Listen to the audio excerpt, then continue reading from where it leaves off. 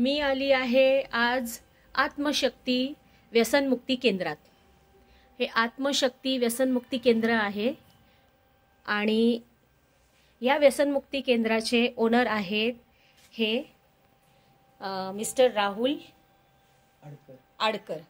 तर आपण आज यांच्याशी थोड्याशा गप्पा मारणार आहोत की हे व्यसनमुक्ती केंद्र कशा पद्धतीने चालवतात आहेत आणि समाजामध्ये जे व्यसन वाढलेलं आहे तर त्याबाबत ते काय सांगतात तर आपण भेटूयात थोड्या वेळात, आपण चर्चा करूयात। तर मिस्टर आडकर, आपण हे व्यसनमुक्ती केंद्र चालवत आहात, तर हे व्यसनमुक्ती केंद्र असावं असं का वाटलं तुम्हाला? खरं सांगायचं तर एकेकाळी मी स्वतः या व्यसनाच्या अधीन झालो होतो। संसाराची आणि आमच्या सगळ्या कुटुंबाची मी धुळदाण करून घेतलेली होती। अशा सिच्युएशन मध्ये, अशा परिस्थितीमध्ये मला कोणीतरी या व्यसनातून बाहेर काढलं आणि मग एका सर्टन काळानंतर मला असं वाटायला लागलं की मला जर कोणीतरी यातनं बाहेर काढलेलं आहे तर आज माझं कर्तव्य आहे किंवा माझा असं आहे की मी कोणाला तरी बाहेर काढावं। याच एका हेतूने हे व्यसनमुक्ती केंद्र मी इथे नगरमध्ये सुरू केलं। खूप छान। आणि माझा पुढचा प्रश्न असा आहे की इथे कोणते कोणते व्यसनाबाबत ट्रीटमेंट दिली जाते? सगळ्यात महत्त्वाचं म्हणजे दारू, जो सगळ्यात मोठा प्रश्न आज महाराष्ट्रासमोर उभा आहे। गांजा आहे, चरस आहे, ब्राऊन शुगर आहे, त्याच्यानंतर वेगवेगळ्या प्रकारच्या अजून काही आजार आहेत की लॉटरी असेल, मटका असेल, ऑनलाईन गेमिंग असेल, इंटरनेट ॲडिक्शन असेल, या सगळ्यांवर आपण इथे ट्रीटमेंट करतो। ओके। आणि ट्रीटमेंटचा ड्युरेशन म्हणजे कालावधी कसा असतो, काय असतो? 3 महिन्याचा पिरियड हा आपण शक्यतो ग्राह्य मानून चालतो। पण जर पेशंटमध्ये ते प्रोग्रेस किंवा हे दिसत नसेल तर सायकायट्रिस्ट, पेशंट आणि पेशंटची फॅमिली या सगळ्यांना सोबत घेऊन आपण तो टाइम पिरियड वाढवायचा आहे किंवा कमी करायचा आहे हे त्यांच्या सल्ल्यानुसार आपण ठरवतो। ओके। माझा पुढचा प्रश्न असा आहे की ट्रीटमेंट देताना कुठल्या अडचणींचा सामना तुम्हाला करावा लागतो का? सगळ्यात महत्त्वाचं म्हणजे कुठलाही पेशंट ॲडमिट झाल्यानंतर त्याचे जे विड्रॉल्स आहेत ते विड्रॉल्स मॅनेज करणं हे फार महत्त्वाचं असतं। विड्रॉल्स म्हणजे काय? म्हणजे विड्रॉल्स म्हणजे कसं असतं, तुमच्या शरीरामधून ज्यावेळेस ते व्यसन बाहेर पडायला लागतं त्यावेळेस तुमच्या मेंदूची सगळ्यात पहिली डिमांड जी असते ती असते ते व्यसन मिळायला हवं। मग ते व्यसन मिळवण्यासाठी तो काहीही करायला तयार असतो। उदाहरणार्थ दारूचे पेशंट्स असतील तर त्यांना विड्रॉल्स येतात, त्यांना फास व्हायला लागतात काही वेळेला की आपण काहीतरी करतोय, मग त्या सिच्युएशन मध्ये ते स्वतःला हानी करून घेऊ शकतात, इतरांना कोणाला हानी करू शकतात किंवा अजून काही गोष्टी होऊ शकतात। तसंच गांजा ओढणारे पेशंट्स असतात की ते तर प्रचंड व्हायलंट होतात, मग अशा वेळेला त्यांना सांभाळावं लागतं।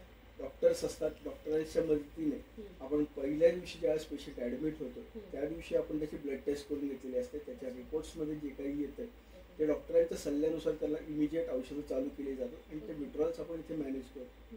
सोबतच त्याच्या डाएटवर प्रचंड लक्ष देतो, कारण कुठलाही व्यसनी माणूस हा व्यसनाच्या काळामध्ये जेवण ही गोष्ट जी आहे ती पाहिजे त्या प्रमाणात केलेली नसते त्याने। आणि मग सगळ्यात महत्त्वाचं जेवण जर आहे तर आपण सगळ्यात पहिला फोकस त्याच्यावरच करतो की त्याला छान जेवण मिळालं पाहिजे। कुठलाही पेशंट ज्यावेळेस माझ्याकडे येतो त्यावेळेस मला असं वाटायला नको की बाबा त्यांनी काही चांगलं जेवण केलेलं नाही किंवा पोटभर जेवलेलं नाही। मला स्वतःला ते वाटलं पाहिजे की यार आपण पेशंटच्या असताना आपल्याला छान छान जेवायला मिळत होतं, मग तसंच जेवण त्याच पद्धतीचं जेवण आपण त्या लोकांना देतो। पण मी तर असं ऐकलंय की दारू पिताना माणूस जास्त खातो किंवा त्याला जास्त भूक लागते। नाही, सुरुवातीच्या काळामध्ये ज्यावेळेस माणूस दारू पित आहे त्यावेळेस कसं असतं की तो दारूला पित असतो, त्यामुळे त्याचं ते कंट्रोल असतो, मग तो पद्धतशीर जेवणात। आणि मग ज्यावेळेस हळूहळू ती दारू त्याच्यावर अंमल गाजवायला सुरुवात करते आणि तो जसं जसं त्याच्या आहारी जायला तसं त्याच्या शरीरातलं जे खाण्याचं प्रमाण आहे ते कमी होत जातं। मग काही वेळा तुम्ही कदाचित असाही ऐकलं शिकलेलं असेल की आपल्याला काय लोणच्याची एखादी फोड किंवा मिठाचा खडा सुद्धा चालतो, आपण कितीही पिऊ शकतो। हे जे गर्वाने सांगणारे आहेत ह्या लोकांना हे समजून येत नाही की आपण जेवणाची जी गरज आहे आपल्या शरीराची सगळी दारूवर टर्मिनेट केलेली आहे। आणि मग त्यामुळे होतं असं की त्यांना लक्षात येत नाही आपल्याला गरज कशाची आहे आणि मग हे प्रॉब्लेम सुरू होतात पुढे। बरं, समाजामध्ये काही अशा वृत्ती पण आहेत जे म्हणतात की दारूला बदनाम करू नका, तर यावर तुम्ही काय म्हणता? कसं आहे, आता मी स्वतः कधी काही या व्यसनातून गेलेलो असल्यामुळे माझं आजही तेच मत की यार मी वाईट नव्हतो किंवा माझी दारू वाईट नव्हती, सगळी दुनिया वाईट। कारण काय होतं की सो कॉल्ड दारूमुळे मला असं वाटायला लागतं की यार ती माझ्या दुःखामध्ये मला साथ देते, माझ्या मित्रमंडळींमध्ये मला साथ देते किंवा याच्यामध्ये साथ देते, मला कॉन्फिडन्स देते बोलायला.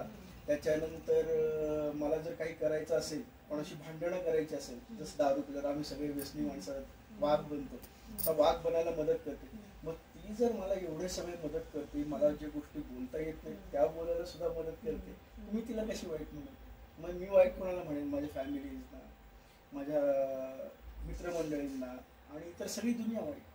म्हणजे एक वेळ दारूला जवळ करेन, पण मी कुटुंबाला किंवा मित्रमैत्रिणींना कोणाला जवळ करेन. म्हणजे थोडक्यात हे फार वाईट आहे. वाईटच आहे.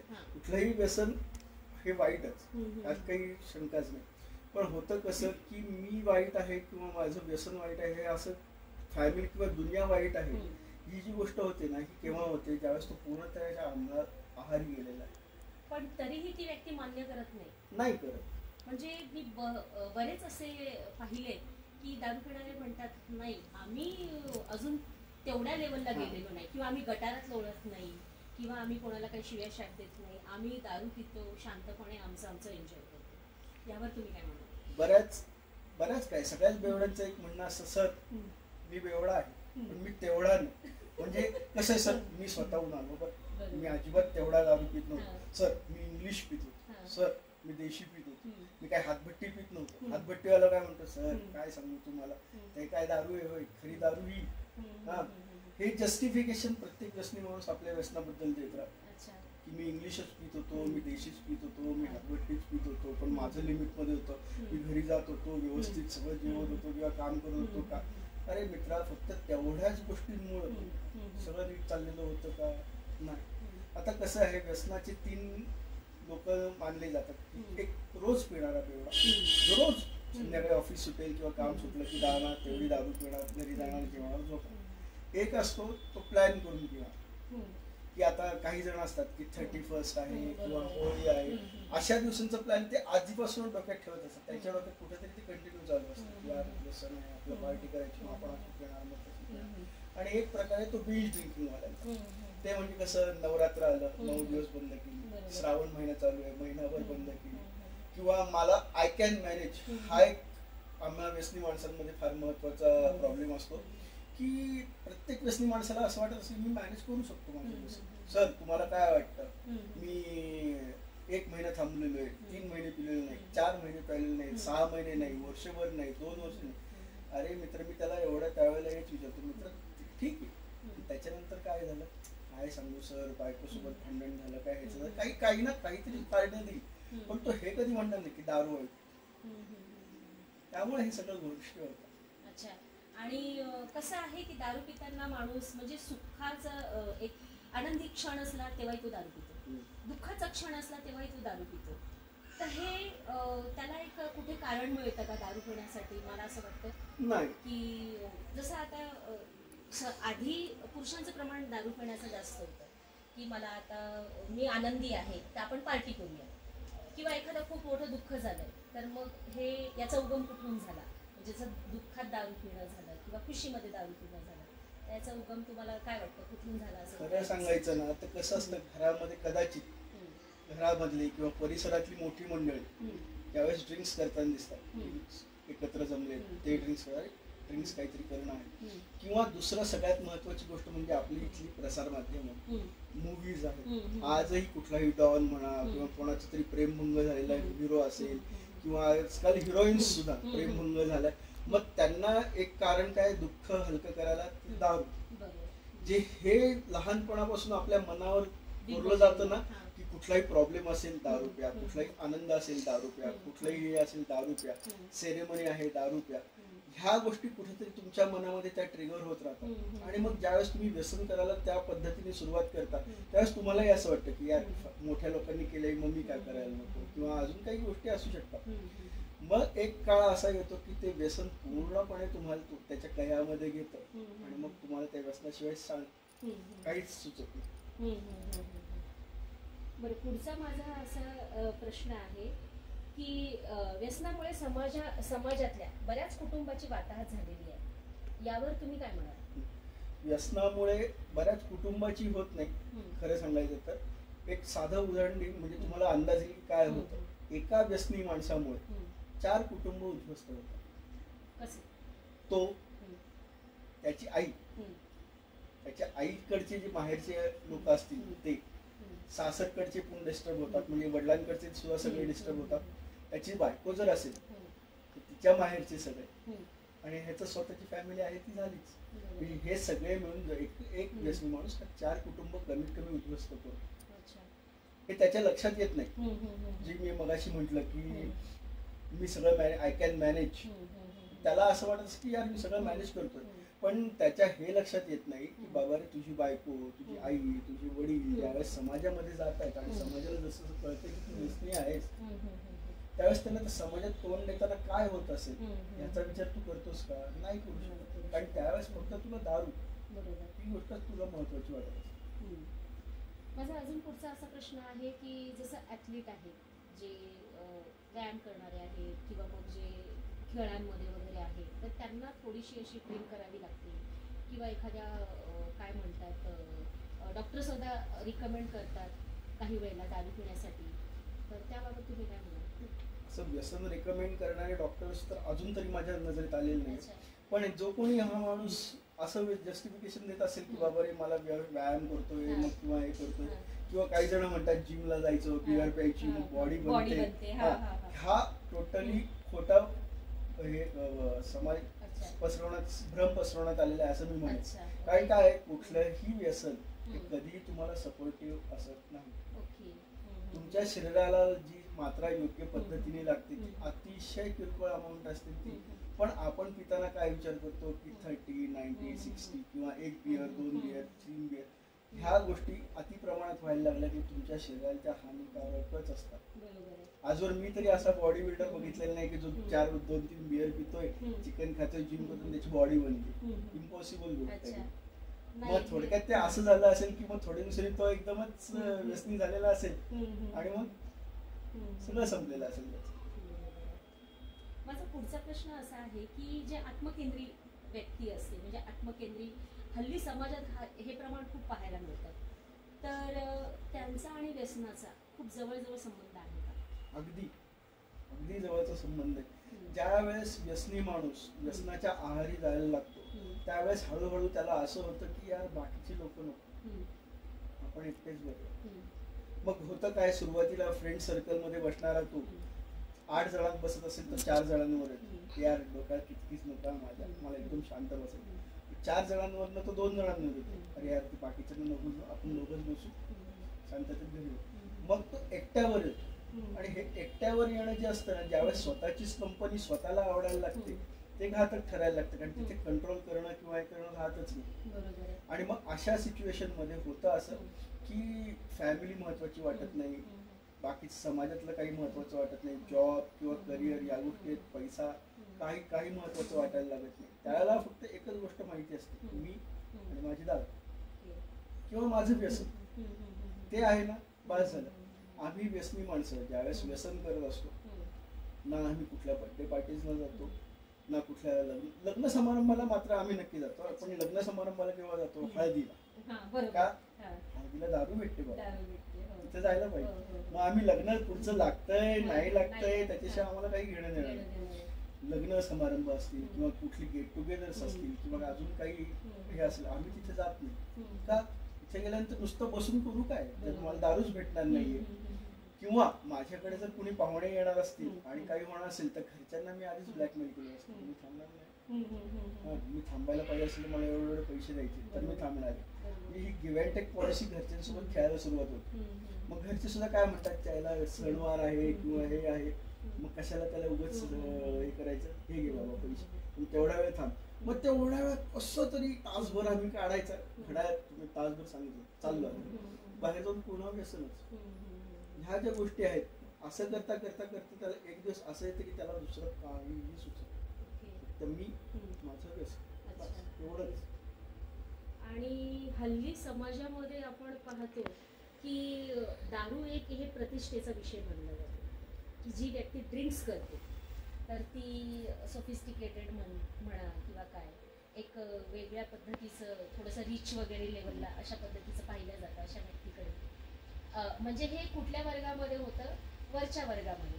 पण जी आपले काय म्हणतात खालच्या मध्यमवर्गीय लोक आहेत ते दारू पितात, झोपडपट्टीतले लोक आपण म्हणू, तर त्यांचं ते व्यसन म्हटलं जातं. पण जे हाय स्टँडर्डचे लोक दारू पितात तर त्यांना एक वेगळा टॅग असतो की बाबा हे काय त्याला शब्द आता मला आठवत नाहीये, पण ते चांगल्या लेवलला आहेत, चांगल्या लेवलचे, आणि मग यांच्या कार्यक्रमामध्ये त्या दारूशिवाय रंगत नसतं.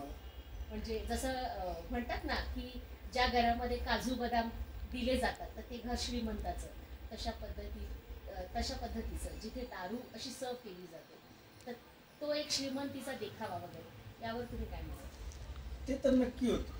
काय होतं, अशा लोकांना असं वाटायला लागतं किंवा आपल्यासारख्या लोकांना त्यांच्याकडे बघून असं वाटायला लागतं त्यांच्याकडे दारू भेटते, पार्टी, किंवा किंवा बऱ्याच घरांमध्ये असं होतं की आई वडील दोघं जण दारू पिताना मुलांना दिसतात, किंवा बाहेरनं कोणी येणार आहे तर मग त्यांना काय आजकाल चहा पाणी विचारत नाही काही घरांमध्ये, काही एखादी थंड मिंड बियर आणू का असं विचारलं जातं. म्हणजे अशी घरं मी बघितलेली आहेत. तर होतं काय, त्या घरांना असं वाटायला की आपण खूपच सोफिस्टिकेटेड आहोत किंवा आपण खूप नवीन जनरेशनचे आहोत, आणि मग होतं काय, कळत न कळत तुम्ही त्या पार्टीजना आणि त्या लोकांना सपोर्ट करायला सुरुवात करतो की यार तसं काहीतरी केलं पाहिजे. आणि नोनली अननोनली, मी असं म्हणणार नाही की 100%ले 100%च लोक दारू प्यायला प्रवृत्त होतात किंवा हे होतात, पण 2-3% त्या याच्यातले कोणीतरी असे असतात की जे माझ्यासारखे होतात. की काही लोक आहेत अशी जगामध्ये, म्हणजे बरेचसे बेवडे असे आहेत की ज्यांना बाटलीला झाकण लावायचं जमतं, आणि आम्हाला जोपर्यंत त्या बाटलीमध्ये हलणारा द्रव दिसत राहतो आम्हाला ते जमत नाही, ते आम्हाला सगळं संपवायचं असतं. हे असे आम्ही ज्यावेळेस होतो त्यावेळेस आम्ही किती अधोगतीला जाणार आहोत आणि काय करून ठेवणार हा अंदाज लोकांना येत नाही. श्रीमंत पार्ट्यांमध्ये सुद्धा होताना हेच दिसतं, बट ते लोकांमध्ये आज बरेच व्हिडिओज आपण फिल्म स्टार्सचे बघतो की ते लडखडत कशी तरी गाड्यांमध्ये घुसतायत, काय होतंय काय नाही. अशा लोकांना आजही तेवढ्या प्रमाणात सोशल स्टेटस जे म्हणतो आपण ते मिळालेलं नाही, थट्टा जोडवली जाते. त्यामुळं फार असा इफेक्ट अजून मी तरी बघितला नाही त्या लोकांचा. हा, एक क्रेझीपणा वाटतो त्या लोकांना आपल्याला, पण अजून एवढं हे नाही बघितलं मी. बरं, आता एक नॉर्मल असा प्रश्न माझा असा आहे की एखादा पुरुष, त्याला जर आपण म्हटलं की तू का दारू पितो, तर तो म्हणतो अरे यार किती मला स्ट्रेस आहे, किती टेन्शन आहे मला, तुला काय माहिती, मी पितो दारू पिल्यानंतर मला रिलॅक्स होतो, जरा रिलॅक्स होण्यासाठी दारू पितो. यावर तुम्ही काय म्हणाल? कसं आहे, कुठलाही व्यसन कधी कोणत्याही प्रॉब्लेमचं सोल्युशन नाही, एक्झॅक्टली तीच होऊ शकत नाही. हा, व्यसनामुळे थोडा काळ असा होतो की त्याला त्या प्रॉब्लेम्सचं विसर पडतो, पण तोपर्यंत जोपर्यंत त्याच्या डोक्यात ती नशा आहे, नशा उतरायला लागल्यानंतर त्याला एक गोष्ट रिअलाइज व्हायला लागते, चला आपण पैसा पण खर्च करून बसलोय आणि उपयोग तर काहीच नाही, प्रॉब्लेम तो आहे तो तसाच. मग त्याच्यामध्ये त्या गिल्टमध्ये अजून पुन्हा ते सुरू होतं की मग असं वाटायला की यार दारू प्यायलो तो प्रॉब्लेम ना म्हणा, पण किती तुझ्या शरीराचं, तुझं स्वतःचं, फॅमिलीचं, समाजाचं नुकसान तू करतोय, त्याचं काय. आणि अशा व्यक्तीला लवकर, म्हणजे काय म्हणतात, व्यसन करणाऱ्या माणसाला लवकर कळत नाही, म्हणजे जोपर्यंत तो अधोगतीला जात नाही, इव्हन किंबहुना तो अधोगतीला जरी गेला तरीही सुद्धा तो त्यातून निघत नाही. तर यावर तुम्ही काय म्हणाल? तेच होतं ना, माझं दारूवर जे प्रेम आहे ते बंदच होत नाही, सोडतच नाही. आजही मी ज्यावेळेस लोकांना विचारतो की बाबा रे काय, तो माणूस हे कधीच म्हणत नाही सर दारू वाईट, सर त्यावेळेस परिस्थिती अशी होती, एक जस्टिफिकेशन जोपर्यंत देणं थांबणार नाही. कुठलाही व्यसनी माणूस हे कधीच ऍक्सेप्ट करत नाही, कारण त्याला ते मिळत राहत. ज्यावेळेस तुम्ही माझ्याकडे येता, माझ्याकडे रेसिडेन्शियल ट्रीटमेंटला सुरुवात करता, त्यावेळेस तुम्हाला हळूहळू रिअलाइज व्हायला लागतं की आपण व्यसनामध्ये गमावलंय काय. हा, मी असा कधीच हे करत नाही, दावा करत नाही की मी तुला गेलेलं सगळं परत मिळवून देऊ. हा, मी हे सांगू शकतो की ते सगळ्याचं सगळं मी तसं आणून देऊ शकत नाही. हा, पण मी तशासारखं तुला पुन्हा उभं करायला मदत करू शकतो हे नाही. हा, मी पैशाने त्यावेळेस मदत करणार नाही, पण सपोर्ट, मॉरल सपोर्ट जो आहे तो मी नक्की करेन. कारण कुठल्याही व्यसनी माणसाला, माझं आजही म्हणणं तेच असतं की कुठलाही व्यसनी माणूस हा वाईट नाही, वाईट आहे ते व्यसन. जर तुम्ही तुमचा अनुभव मध्ये कसा आहे काय आहे बऱ्याचशा लोकांमध्ये अशी गोष्ट असते, प्रत्येक फॅमिली म्हणते हेच, सर व्यसन नाही केलं तर तो माणूस लाख मोलाचा आहे, त्याच्यासारखा माणूस नाही. हे जे आहे ना हेच आपल्याला टिकवायचं असतं. माणूस वाईट आहे, व्यसन माणूस माणूस चांगला आहे, व्यसन वाईट आहे. आपल्याला त्याच्या आयुष्यात फक्त व्यसन बाजूला करायचं आणि त्याला त्याच्या आयुष्यात पुन्हा परत पाठवायचं. आज आमचं काम आहे फॅमिली जोडणं, तोडणं. त्यामुळे होतं काय, आम्ही आमची ट्रीटमेंट व्यवस्थितरित्या आमच्या पेशंटना, सगळे माझे फॅमिली मेंबर्स सारखेच असतात ते, त्यामुळे मग ते ट्रीटमेंट गेल्यानंतर करून गेल्यानंतर घरी जातात, छान राहतात, मस्त मजेत राहतात, फोन करतात, सर छान चाललंय. त्यांचे आशीर्वाद, त्यांच्या फॅमिलीचे आशीर्वाद मिळतात. अजून काय आहे. मला आणखीन एक असं विचारायचं आहे की आता हल्ली समाजामध्ये स्त्रियांचं दारू पिण्याचं प्रमाण पण वाढलं आणि आधी तरी लपून छपून होतं, पण आता बिनधास्त स्त्रिया पुरुष म्हणजे एकत्रच आता बसून पार्टी करतात. तर यावर तुम्ही काय म्हणणार?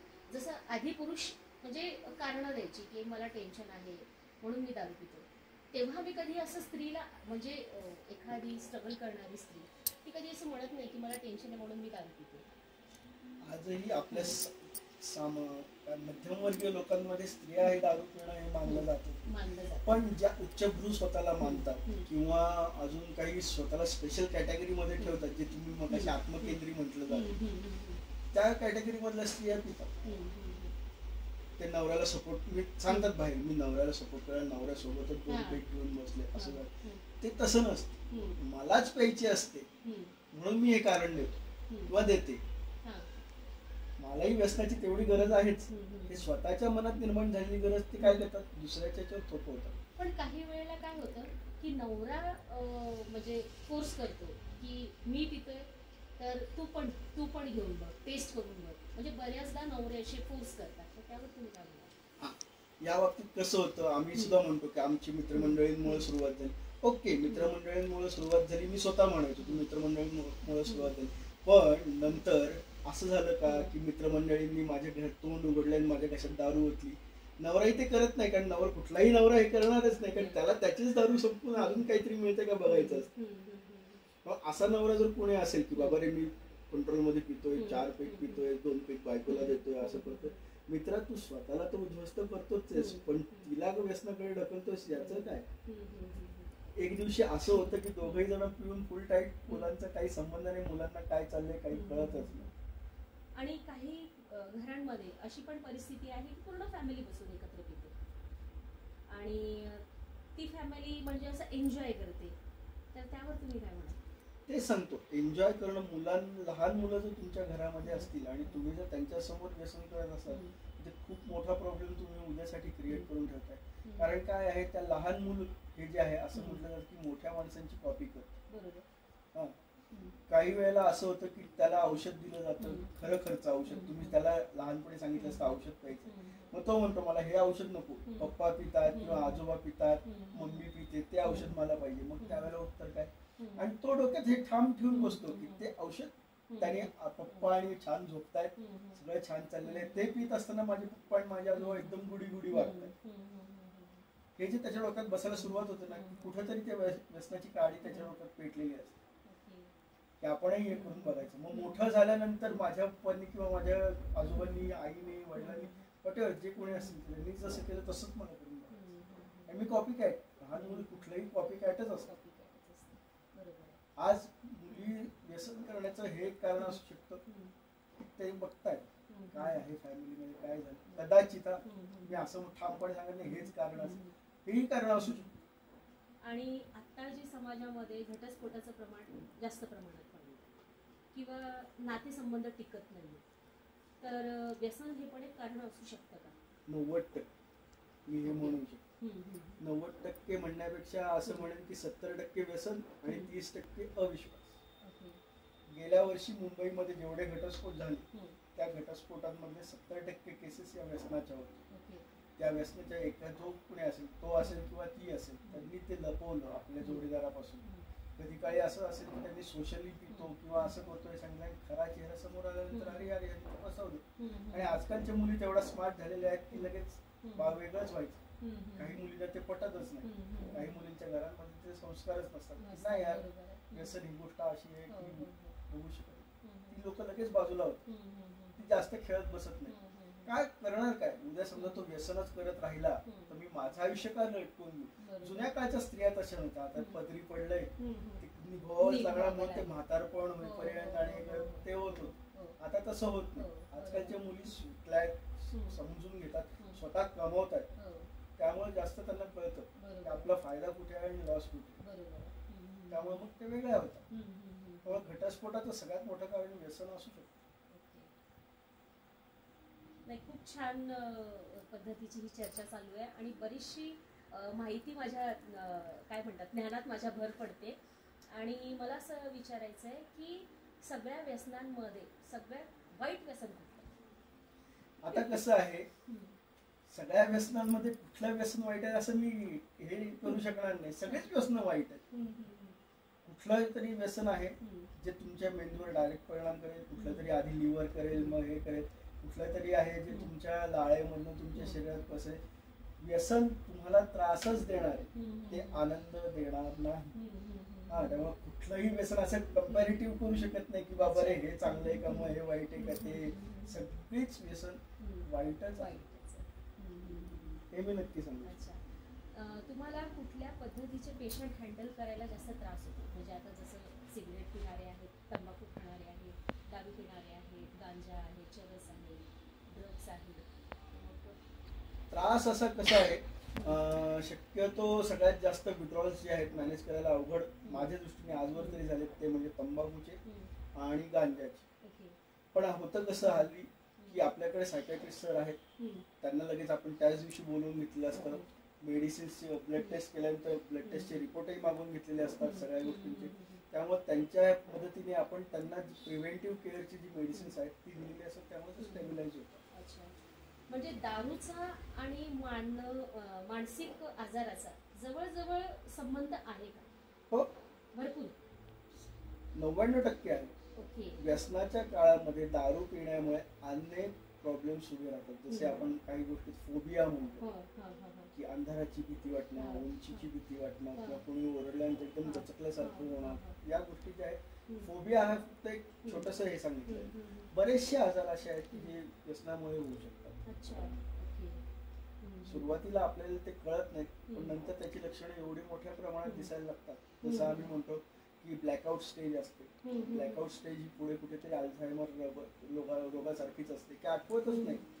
दारू प्यायल्यानंतर आदल्या रात्री मी काय केलं, काय वागलो हे आम्हाला आठवतच नाही. असं बरेचदा होतं की संध्याकाळची दारू घेतली किंवा रात्रीची दारू प्यायलेली व्यक्ती खूप भांडते आणि सकाळी झाल्यावर म्हणजे बायकोला सरळ म्हणते की नाही मी तसं वागलोच नाहीये, किंवा मी काय वागलो हे मलाच माहिती नाही, मला आठवत नाही. त्यालाच ब्लॅकआउट स्टेज म्हणतात. ओके, मला आठवतच नाही. म्हणजे हे खरंच असतं? हो, खरंच होतं. अच्छा, खरं सांगायचं तर माझ्याही बाबतीत ते झालेलं. मला अजूनही काही वेळेला असं होतं की मी रात्री काय बोललोय ते कदाचित उद्या सकाळी आठवत नाही. एक काळ माझ्या व्यसनाचा असा होता की मला खरंच झालं होतं की मी रात्री काय केलंय हे आठवत नसायचं. त्यामुळे मी काय करायचो, माझ्यासाठी लॉजमध्ये एक रूम बुक केलेली असायची. सगळं स्टॉक जो काही आहे, जेवण बिवण सगळं मी त्या रूम मध्ये घेतलेलं असायचं. त्या रूम बॉयला सांगितलेलं असायचं बाहेर लॉक काय असेल तर मी फोन करीन. पण मी किती सांगितलं तरी रात्री दार उघडायचे नाही. माझे पैसे विषय सगळे मोजून विषय त्याच्याकडे ठेवायला दिलेले असतात. आणि मग दुसऱ्या दिवशी, कारण रात्री मी काय केलंय हे मला आठवायचंच नाही. अरे मित्रांनी तर एवढे गैरफायदे घेतलेले आहेत माझे त्या काळामध्ये की सांगूही शकत नाही. काय काय माझ्या खिशातली कॅश गायब होणं, मी एखाद्या ठिकाणी दारू प्यायला बसलेलो आहे, दुसऱ्या दिवशी सकाळी भलतीकडेच उठणं, आणि मग मित्रमंडळी म्हणणार की तूच घेऊन गेलास, तुलाच हे मस्ती होती, तुलाच असं होतं, तुलाच हे करायचं होतं. त्यामुळे बऱ्याचशा गोष्टींमध्ये माझे लॉस झाले. आज सुद्धा माझा मेंदू हा जो आहे, मी असं म्हणणार नाही की 100% काम करतो, पण जे काही माझं आज माझ्या बरोबरीचा एक निर्व्यसनी माणसाचा मेंदू आणि माझा मेंदू याच्यामध्ये निश्चित फरक आहे. कारण व्यसनामुळे माझ्या मेंदूवर पण थोडासा परिणाम झालेला आहे, जो मेडिसिन्स आणि याच्यानंतर मी कव्हर अप करत आणला की हा मेडिटेशन आहे, मेडिसिन्स आहे, याच्या मदतीने मी कव्हर होऊ शकतो. मेंदूच्या पेशी हा इमिजिएट डेव्हलप होतात अशातला भाग नाही. आपली जखम सुद्धा कुठलीही झालेली कमीत कमी 8 दिवस खाते. तर मेंदूचं जे आहे ते एक पेशी तयार व्हायला किती पिरियड लागतो काय आता हे माझ्यापेक्षा तुम्ही गुगल केलं तर जास्त चांगल्या पद्धतीने समजेल. बरोबर आहे, बरोबर आहे. आणि म्हणजे काय होतं की तुम्ही जसं आता म्हणता की माणसाला आठवतच नाही म्हणजे दारू प्यायल्यानंतर किंवा काय जसं माणूस लोक असं म्हणतात की दारू प्यायलेला माणूस खरंच बोलतो, तर हे सत्य आहे का? म्हणजे तो दारूमध्ये खरं बोलतो किंवा त्याला सगळं कळत असतं का दारू पिल्यानंतर की मी काय करतो? नाही, त्याला मी माझ्या अनुभवानं सांगतो, दारू प्यायलेला माणूस हा कधी खरं बोलेल असं मला वाटत नाही, कारण मी कधीच खरं बोललेलो कुठल्याही माणसाला. असं नाही, मी सगळ्यांसमोर असं नाही बोलू शकणार. कसं होतं माहितीये का, कुठल्याही माणसाला आता तुमच्या समोर एखादा माणूस फुल बॉटल घेऊन बसलाय, त्याने ती संपवली, हा, आणि तुम्ही त्याला थोडा वेळ विचारा, बरं यार तू काय सगळी संपवली? नाही, सगळी मी नाही प्यायलो, कोणतरी आलं होतं तो पिऊन गेला. हे तो खरं बोलला का? नाही बोलला, म्हणजे तू खोटं बोलतोच आहे. म्हणजे तो त्याला जितकं सांगायचं तितकंच तो सांगतो, तेवढंच तो सांगणार, बाकी तो तुम्हाला हे सांगणार प्रश्न नाही. किंवा मग दारू प्यायलेला माणूस राग आलाय त्याला आणि रागात मग तो खरं बोलतो का? नाही, ते पण खरं नसतं. म्हणजे जसं तो म्हणतो की मी माझं प्रेम व्यक्त करतोय रागामधून, म्हणजे मी दारू प्यायलो आणि जे काही सांगतो हे मी माझ्या अनुभवातून सांगतोय. अजिबात मी असं कधी केलेलं नाही. हा, की दारू प्यायलोय मला राग आलाय मग प्रेम व्यक्त करायची पद्धत आहे, सगळं थोटाण. त्याला फक्त डोक्यात एकच गोष्ट असते, आजचा कोटा संपलेला आहे, आता उद्याची तयारी करायची आहे, काय करायला लागणार आहे. म्हणजे थोडक्यात काय तर जो व्यसनी माणूस असतो तर तो स्वार्थी असतो प्रचंड. त्याच्यासारखा स्वार्थी माणूस या जगामध्ये कोणीच नाही. मग अशी जी आत्मकेंद्रीय आपण सेम तसंच स्वार्थीपणा, त्याला फक्त त्याची व्यसनाशी मतलब आहे. तेवढ्यापुरतं तुमच्याशी गोड गोड बोलेल. किंवा आता कुठला व्यसनी माणूस दारू पिऊन आलाय तर दारू पिऊन आता सरळ सांगणार नाही की बाबा रे मी माझा गेलोय, मला इच्छा झाली म्हणून गेलोय, दारू पिऊन आलोय. कधीतरी म्हणजे तुम्ही लेडीज आहात, तुमचे मिस्टर असतील किंवा हे, त्यांना विचारून बघा तो माणूस काय सांगेल. काय सांगू तुला, असं झालं तसं झालं, मग मित्र भेटला, मग मित्रासोबत 2 प्यायला बसलो आणि मग कुठेतरी मी एकटाच गेलो होतो, मला हौस आली होती, मला माझी तल्लफ आली होती म्हणून मी दारू पिलो बसलो. हे तो सांगतो का खरं? मग जर तो हे खरं सांगत नाही तर तुम्ही हे कशावर मानता की तो खरंच बोलत असेल. हा, तो एक हे होऊ शकतं की बोलण्याच्या नादात किंवा व्यसनाच्या नादात त्याच्या डोक्यात ते कॅल्क्युलेशन चाललेली असतात, उद्याची पुढची किंवा काय सांगायची, त्याच्यात कधीतरी तो क्वचित एखादा खरा शब्द बोलून गेलेला असेल, नाही असं म्हणता येणार नाही, पण तो 100% खरंच बोलेल, माझा तरी निदान यावर विश्वास नाही. प्रश्न भरपूर आहेत आणि असं वाटतं ही चर्चा संपू नये, कारण समाजात पाहता की हे व्यसन आहे आणि अशीच भरपूर व्यसनं आहेत. यावर असं वाटतं भरपूर चर्चा करावी, भरपूर काही बोलावं. आणि आपण ही जी काही चर्चा केली ही अनुभवाच्या माध्यमातून, म्हणजे जे अनुभव आलेले आहेत तुम्हाला आणि या अनुभवाच्या माध्यमातून तुम्ही सेंटर उभं केलं इथे आणि या सेंटरमध्ये ट्रीटमेंट देत आहात, तर त्या अनुषंगाने आपली ही चर्चा झाली आहे. आणि ह्या चर्चा आपण सोशल मीडियावर टाकू आणि प्रेक्षकांचं मतही जाणून घेऊ की त्यांना कशी वाटली किंवा त्यांना काय वाटतंय. ठीक आहे, धन्यवाद आणि खूप खूप आभार.